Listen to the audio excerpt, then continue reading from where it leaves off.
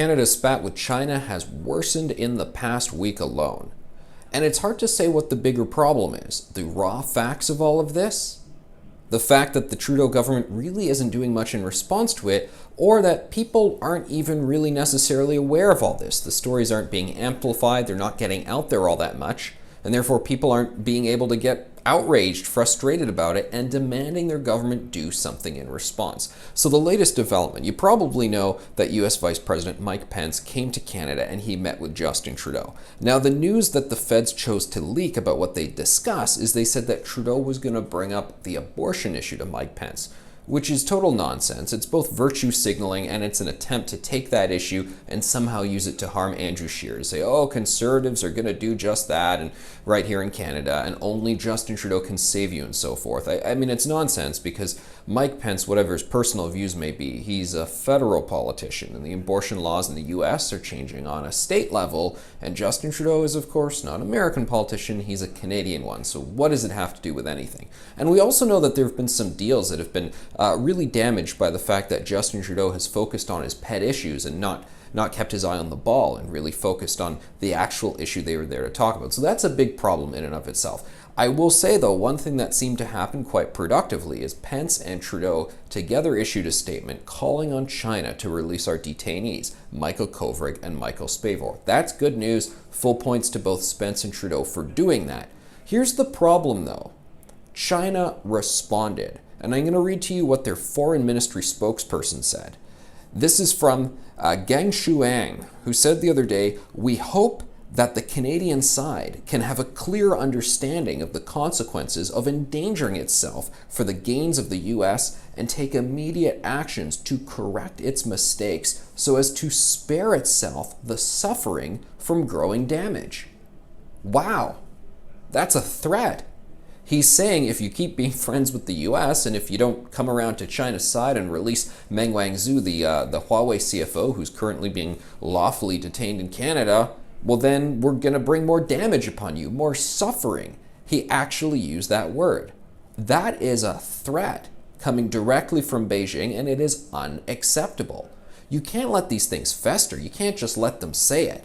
And you can say, oh, they're just, trying to get a rise out of us and trying to make us do this, that, and the other. No, they're threatening us, bullying us, and they have done things in the past showing that they will probably do them again. We need to respond with reciprocal action, and a lot of it has been proposed by many people. That we should expel their ambassador, Liu She, who said Canadians' views were rooted in white supremacy. I mean, where is this coming from? Or we should pull our funds from the Asian Investment Infrastructure Bank, something Andrew Scheer said he'd do and other people were calling for. Sadly, though, we're not hearing much of this argument get traction. I mean, a lot of experts, a lot of academics, a lot of smart minds out there, pundits, they're calling for these sorts of things to happen. But these voices need to be amplified more. Instead, we're getting voices like this, a guest column that appeared in the Globe and Mail by Chandra Nair. I've never heard of this gentleman before, a businessman and a think tank operative based in Hong Kong. I want to read an excerpt from his guest column in the Globe and Mail. He says, in Canada, a country that prides itself as welcoming, tolerant, and modern, well, there has been a groundswell of anti-Chinese sentiments and even xenophobia. A diplomatic solution may very well be worked out between the two countries, but some dangerous seeds have been planted, and a lot of hard work will need to be done on both sides to repair the relationship. Important for Canada is how it should think about a future world power and a new world order in a post-Western world. Excuse me? And go online and read, this column. This is 100% total garbage. And I don't fault the paper for sometimes running a contrarian view. I fault this author here.